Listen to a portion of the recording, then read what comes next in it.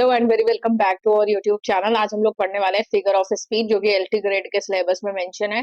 तो हमने बहुत सारे जो फॉर्म्स एंड मूवमेंट वो कंप्लीट कर लिए थे इससे पहले की वीडियो में। मैराथन क्लास थी वो, और काफी लंबी क्लास हो रही थी। देन मैंने ये जो फिगर ऑफ स्पीच सेक्शन है ये दूसरे वीडियो में शिफ्ट कर दिया है। तो चलिए स्टार्ट करेंगे आज हम फिगर ऑफ स्पीच एमसीक्यू, जहाँ पे बहुत ही इंपॉर्टेंट आपको एग्जाम्पल के थ्रू और लाइनिंग में जैसे एग्जाम आते हैं एग्जाम में, वैसे ही आपको फाइंड आउट करना होता है कि कौन सा यहाँ पे फिगर ऑफ स्पीच यूज हुआ है। तो चलिए डिस्कस करेंगे यहाँ पे विद आपको डेफिनेशन एग्जाम्पल के थ्रू सारे कंफ्यूजन यहाँ पे क्लियर किए जाएंगे। सो फर्स्ट क्वेश्चन आपके सामने है, विच figure of speech is direct comparison between unlike things, यानी कि दो डिफरेंट थिंग्स का कंपैरिजन किया जाता है जिसमें यूज किया जाता है लाइक और एज का। उसको क्या बोलते हैं? मेटाफर, सिमिली, पर्सोनिफिकेशन या हाइपरबोल। सही आंसर हमारा बी हो जाएगा, इसको सिमिली बोलते हैं। पर्सोनिफिकेशन में क्या होता है, जो नॉन लिविंग थिंग्स होती हैं उनको लिविंग थिंग का मतलब एक तरीके से नॉन लिविंग थिंग को लिविंग थिंग की कैरेक्टरिस्टिक्स दी जाती हैं। जैसे कि एक एग्जांपल है आपके सामने, opportunity Knox at the door. यहाँ पे मैं आपके सामने लिख देती हूँ, opportunity Knox at the door, at the door. तो यहाँ पे अपॉर्चुनिटी को कैसे ट्रीट किया जा रहा है? किसी व्यक्ति की तरीके से ट्रीट किया जा रहा है जो कि डोर को नॉक कर रहा है। तो इस वजह से पर्सोनिफिकेशन ही हो जाएगा। हाइपरबोल मतलब किसी चीज को बहुत ही एग्जैजरेट करके बताया जाता है। I am too hungry, I can eat horse, तो ये इम्पॉसिबल है। या फिर मैंने रोते रोते समुंदर भर दिए, तो ये इस तरीके के जो सेंटेंसेस होते हैं जिसमें एग्जैजरेट करके बताया जाता है वो हाइपरबोल होता है। मेटाफर में क्या होता है, उसमें डायरेक्ट कंपैरिजन होता है, इनडायरेक्ट कंपैरिजन होता है। उसमें लाइक और एज का यूज नहीं किया जाता। जैसे time is thief, time is thief,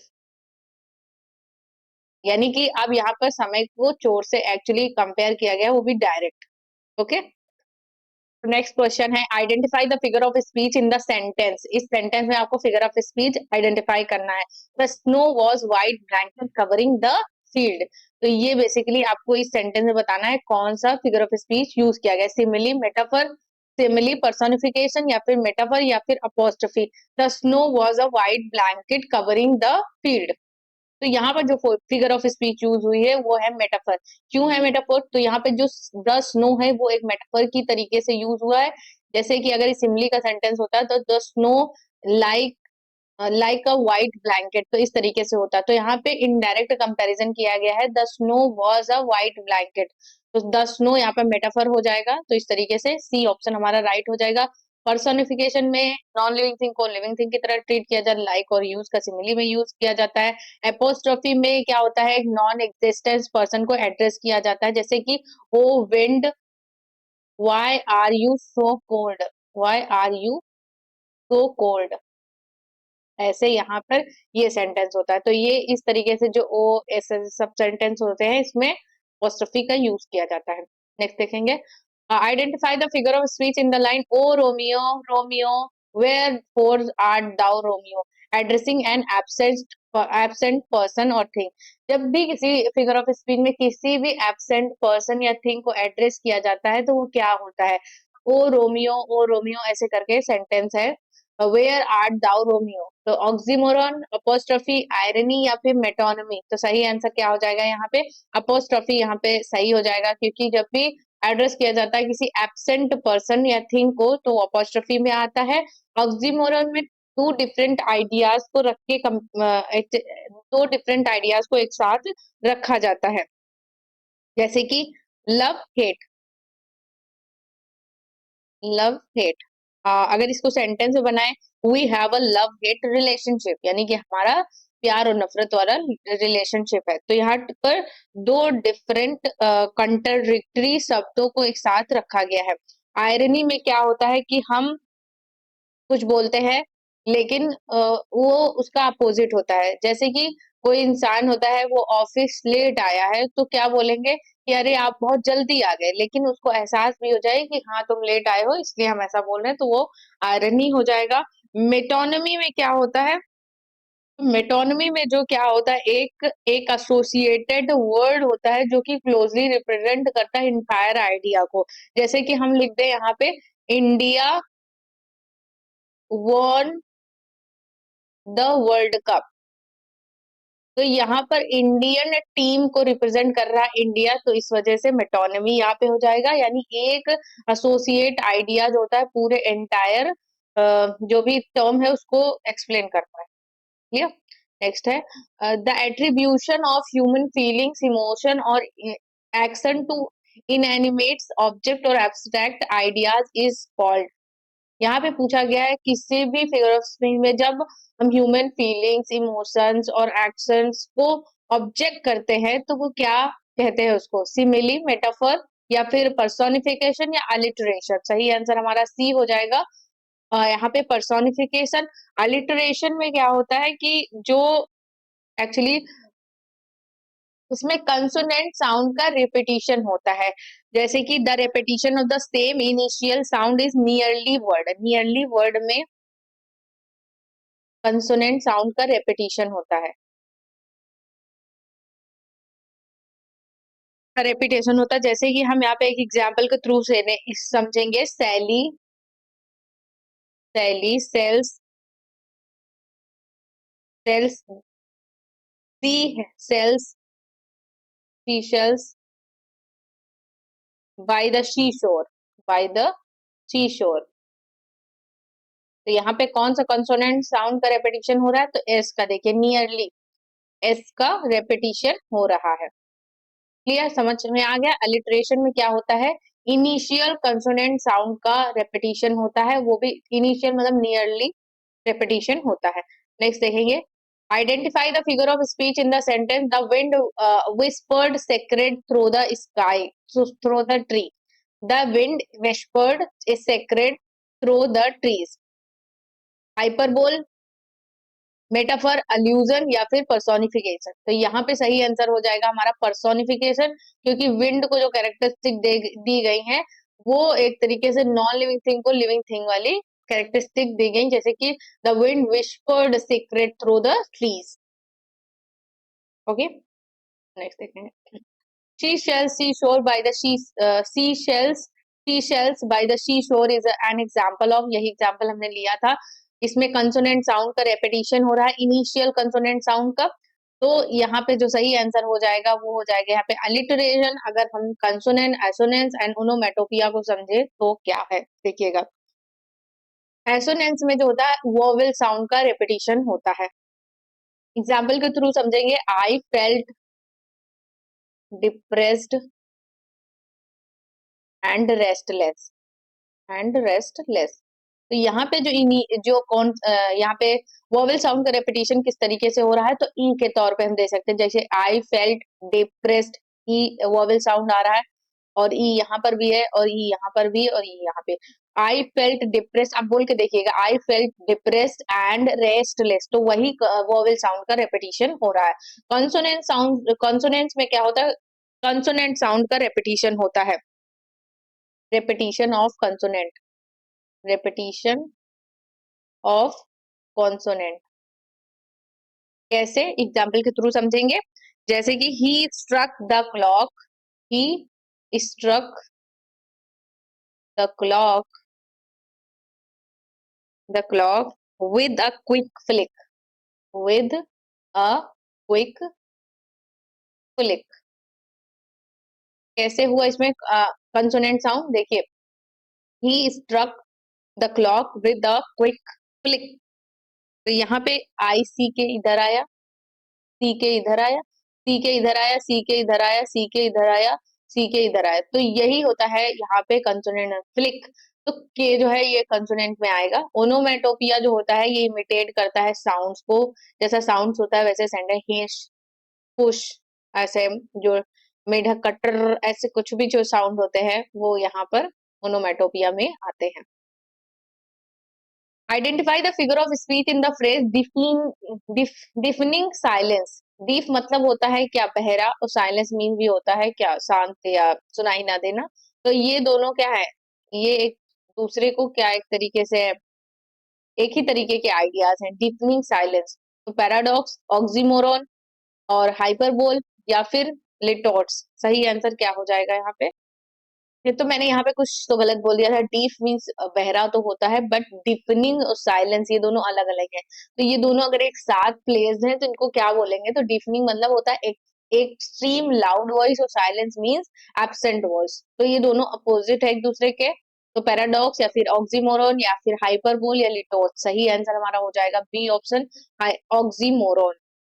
तो ऑक्सीमोरन में होता है कॉन्ट्राडिक्टरी आइडियाज होते हैं, कॉन्ट्राडिक्टरी आइडियाज या टर्म, टर्म को रख देते हैं, ठीक है।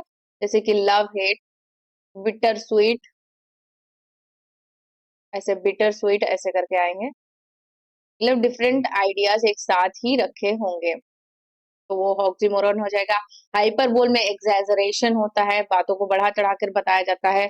और जो लिटोट्स होता है, लिटोट्स में अंडरस्टेटमेंट होता है। जैसे कि आप एग्जांपल के थ्रू समझिए, that's not bad at all, लिखा है यहाँ पे that's not bad at all, यानी कि यहाँ पर क्या होता है, अपोजिट आइडिया को डिनाई भी कर रहा है और साथ ही साथ लिख भी रहा है, जिसका मतलब ये होता है दैट इज वेरी गुड।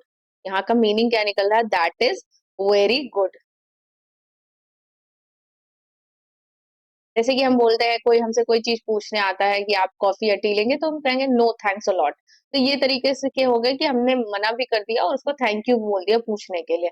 तो that's not bad at all, this is very good, इसका मतलब होता है अंडर स्टेटमेंट होता है। बेसिकली इसका डेफिनेशन अगर बात करें तो litotes a figure of speech that uses understatement to emphasise a point of denying the opposite. Clear?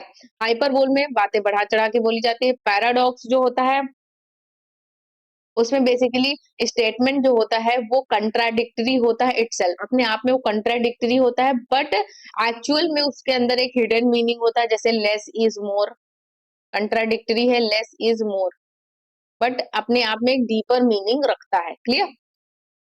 Next, an extreme exaggeration used to make a point or for emphasis in, exaggeration आया है तो क्या होगा? Understatement, euphemism या फिर hyperbole या metaphor. तो सही आंसर हमारा हो जाएगा हाइपरबोल। यूफेमिज्म में क्या होता है, जो हार्श वर्ड्स होते हैं उनको बहुत ही पोलाइट तरीके से रखा जाता है। जैसे कोई मर गया है तो डेड कहने की बजाय हम कह देंगे पास्ड अवे, पास्ड अवे, या फिर रेस्ट इन पीस, ऐसे जो शब्द चले हैं इनको बोलते हैं यूफेमिज्म।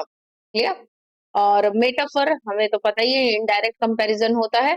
और अंडरस्टेटमेंट ये लिटोट्स होते हैं। ओके, नेक्स्ट देखेंगे, identify the figure of speech in the sentence I am so hungry I could eat a horse, यानी मैं बहुत भूखा हूं, मैं घोड़ा भी खा सकता हूँ। तो ये सही आंसर हो जाएगा आयरनी, मेटोनमी, सिमिली या हाइपरबोल। तो सही आंसर हाइपरबोल हो जाएगा। सिमिली में लाइक और एज का यूज किया जाता है।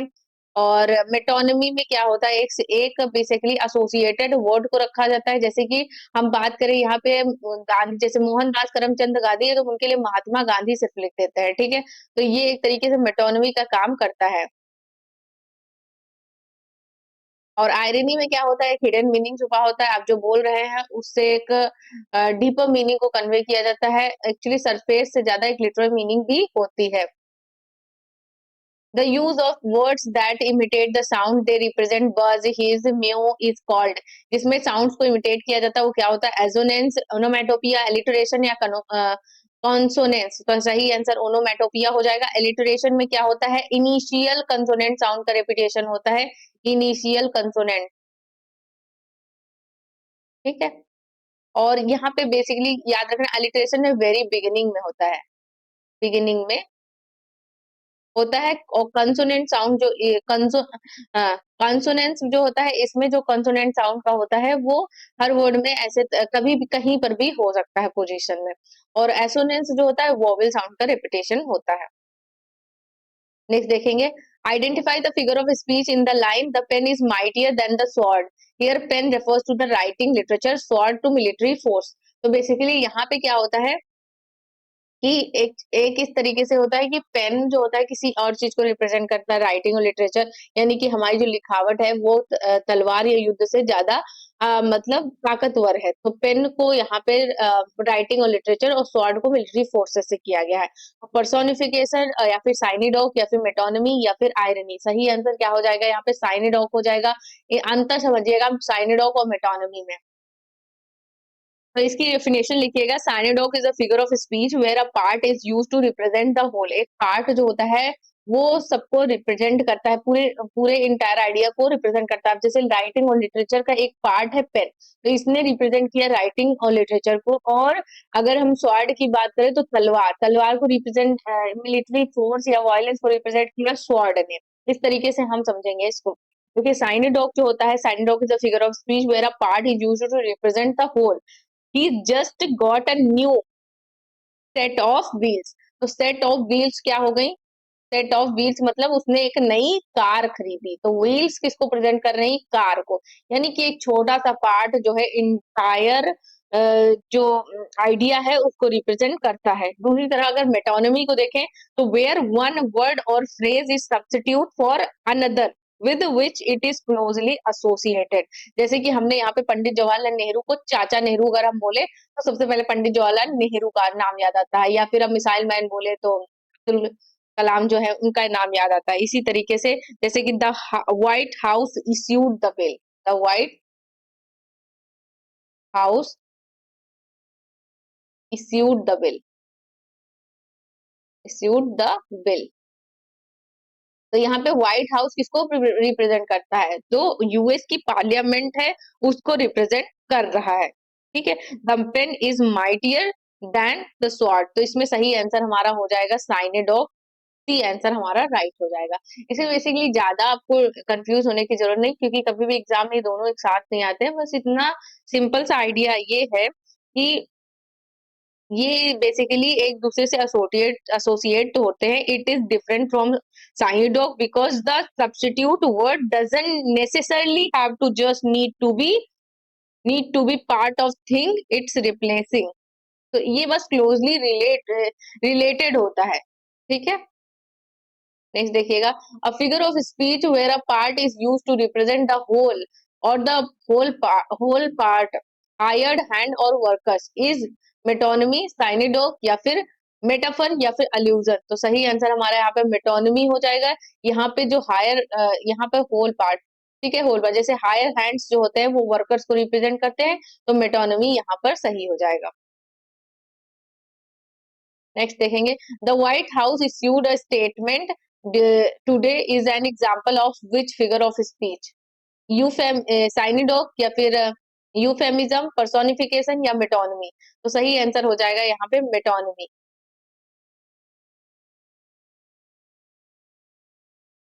Next, a statement that appears self-contradictory but might contain a deeper truth is oxymoron, iron या फिर आयरनी, सॉरी आयरनी या पैराडॉक्स या पन। मतलब एक स्टेटमेंट है जो अपने आप में सेल्फ कंट्राडिक्टरी है बट एक डीपर मीनिंग भी है। तो सही आंसर पैराडॉक्स हो जाएगा।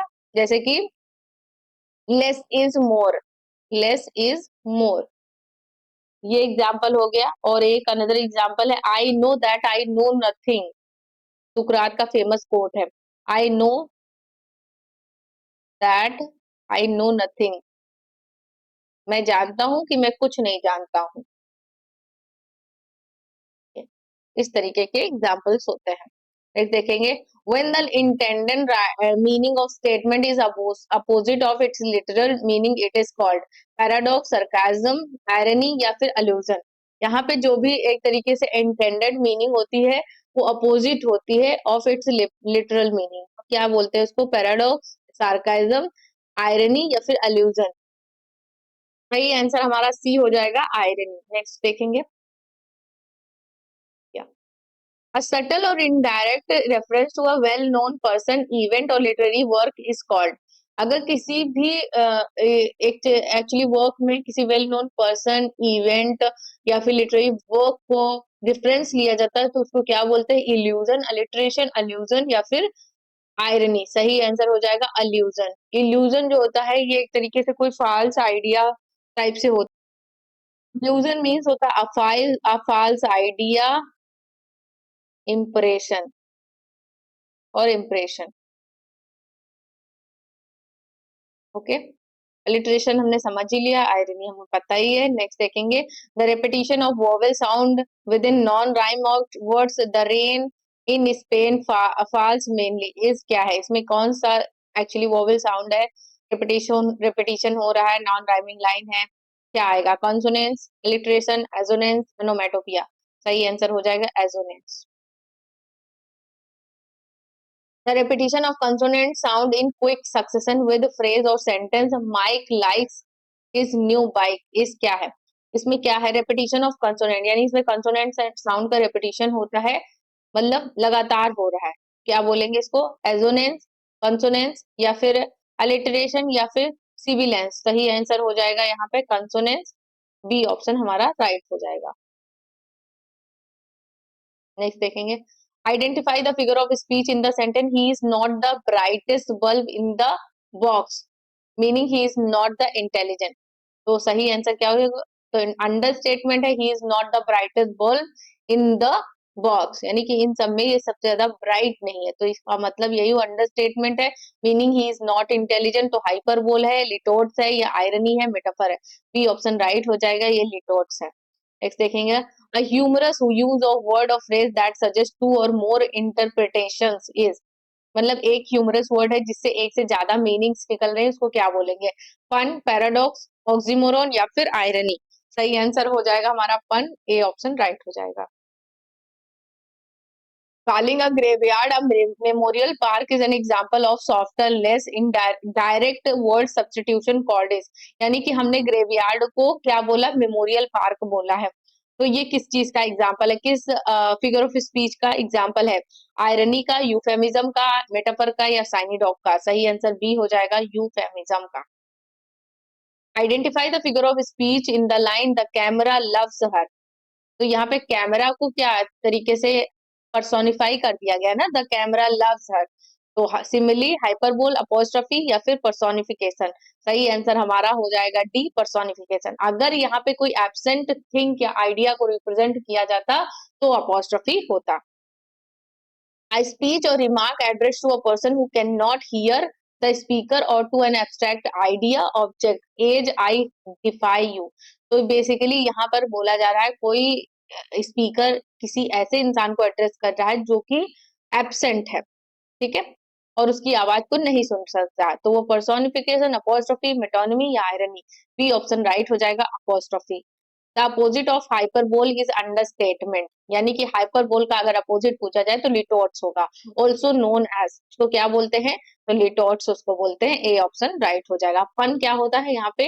एक्चुअली जो वर्ड्स होते हैं, एक वर्ड का वर्ड के साथ प्ले होता है, तो उसमें एक वर्ड के कई मीनिंग्स निकलते हैं। जैसे कि यहाँ पे अगर फन का हम एग्जाम्पल एक लें, तो जैसे कि a boiled egg, a boiled egg, a boiled egg every morning, every morning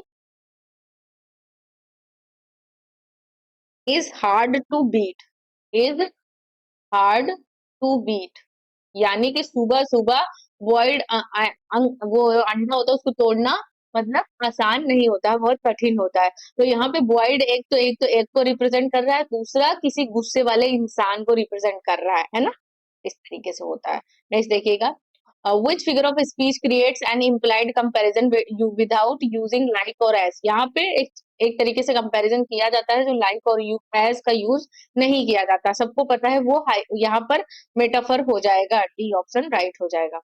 next देखेंगे, O death where is thy sting is an example of. तो यहाँ पे क्या होगा? किसी एब्सेंट एब्सेंट आइडिया या फिर थिंग को यहाँ पे एड्रेस किया जा रहा है, तो क्या आएगा इसमें? Metaphor and irony, apostrophe and personification, simile and allusion या फिर पैराडॉक्स एंड पन। सही आंसर हो जाएगा यहाँ पे बी ऑप्शन राइट हो जाएगा। O death where is thy sting, तो ये बेसिकली यहाँ पे पर्सोनिफाई भी किया जा रहा है डेथ को, और साथ ही साथ यहाँ पे एड्रेस भी किया जा रहा है ऐसे आइडिया को जो एब्सेंट है, तो यहाँ पे अपोस्ट्रोफी राइट हो जाएगा। नेक्स्ट देखेंगे, in the phrase rolling in money, money is used as metaphor for wealth, physical motion, gambling या पुअर्टी। तो ये वेल्थ के लिए, रोलिंग इन मनी यानी कि वो पैसे में घूम रहा है। Which figure of speech describe the deliberate omission of conjunction between words, phrase or clause? I came, I saw and I conquered। तो यहाँ पर क्या होता है? कंजंक्शंस का क्या होता है? ओमिशन होता है, यानी कंजंक्शन को नहीं यूज किया जाता है, डायरेक्ट ऐसे लिखा जाता है, तो वो क्या आएगा? पॉलीसिंटोन, अजोनेंस या फिर एसिंडेटन या फिर एनोफोरा या फिर नन। सही आंसर क्या हो जाएगा यहाँ? सही आंसर हमारा हो जाएगा एसिंडेटन एंड एनाफोरा। एनाफोरा क्या होता है? जब क्या होता है, बेसिकली एक ही वर्ड का रेपिटेशन होता है स्टार्टिंग में, जैसे कि यहाँ पे आई केम, I saw and I conquered में आई का रेपिटेशन बार बार हो रहा है, ठीक है। और एसेंडेटन जो है यहाँ पर जो पूछा गया है, ओमिशन ऑफ कंजंक्शन, तो कंजंक्शन का जिसमें भी ओमिशन होता नहीं यूज किया जाता है वो एसेंडेटन हो जाएगा, एसेंडेटन। तो सी ऑप्शन हमारा राइट हो जाएगा। ओके, और ये हमारा जो होता है इसमें एक ही वर्ड का बार बार बिगिनिंग में रिपीटिशन होता है, तो एनाफोरा हो जाता है। Clear, C option. नेक्स्ट देखेंगे, which figure of speech uses words that place two contradictory terms together। दो contradictory terms को एक साथ यूज किया जाता है, पैराडॉक्स, आयरनी या फिर हाइपरबोल या ऑक्सीमोरन। सही आंसर डी हो जाएगा, ऑक्सीमोरन यहाँ पर, जैसे बिटर स्वीट, लव हेट, इस तरीके के कॉन्ट्राडिक्टरी जो वर्ड्स हैं एक साथ रखे जाते हैं, तो ऑक्सीमोरन हो जाएगा। क्लियर। तो यहाँ पे दो आइडियाज को समझ लेते हैं, जिसमें मुझे पता है कमेंट सेक्शन में बहुत ज्यादा कमेंट्स आएंगे कि मैम मेटोनमी एंड साइनिडॉक नहीं समझ में आया, तो मैं यहाँ पे लिख देती हूँ मेटोनमी और यहाँ पे लिख देती हूँ साइनिडॉक। अभी आपको समझ में आ जाएगा। क्लियर। और मैं यहाँ पे पेन ले लेती हूँ चेंज्ड। ओके, यहाँ पे साइनिडॉक है, यहाँ पे मेटोनमी है। तो मेटोनमी में क्या होता है, closely related, closely related word और आइडिया, वर्ड और आइडिया को यूज किया जाता है, ठीक है। अब अगर हम इसमें आ जाएं तो uses a part for the whole, uses a part of the whole. Clear. जैसे अब अगर हम मेटोनमी के एग्जांपल के तौर पे देखें तो क्राउन जो है यहाँ पे वो किसको रिप्रेजेंट कर रहा है, मोनार्की को। अगर हम हॉलीवुड देखें तो किसको रिप्रेजेंट कर रहा है, यूएस फिल्म इंडस्ट्री को। ये दो एग्जांपल हो गए मेटोनमी के। अब अगर हम साइनिडॉक की देखें तो यहाँ देखिए क्लोजली रिलेटेड वर्ड है, ये सब क्या है, मोनार्की, हॉलीवुड हो गया, क्लोजली रिलेटेड है। अब साइनिडॉक में क्या होता है, uses a part for the whole, part for the whole. Okay, अब इसमें एग्जांपल्स के तौर पे समझें तो यहाँ पे जैसे कि व्हील्स कार के लिए, ठीक है, व्हील्स कार के लिए। A new face in the office, a new face in the office, ये आपके सामने एग्जाम्पल है। और boots on the ground, boots on the ground. अभी मैं सारा डिफरेंट आपका क्लियर करती हूँ। ओके, कंफ्यूजन सारा आपका क्लियर करती हूँ। तो आपके सामने अब closely related word, crown monarchy से रिलेटेड है, हॉलीवुड है, यूएस फिल्म इंडस्ट्री से क्लोजली रिलेटेड है। और साइनिडॉक में बताया गया है यूजेस अ पार्ट, एक पार्ट को यूज किया जाता है किसी होल आइडिया को रिप्रेजेंट करने के लिए। जैसे कि कार में क्या होती है, पहिए होती है, तो हमने सिर्फ व्हील्स को ले लिया, एक पार्ट को ले लिया, ये पूरी कार को रिप्रेजेंट कर रहा है।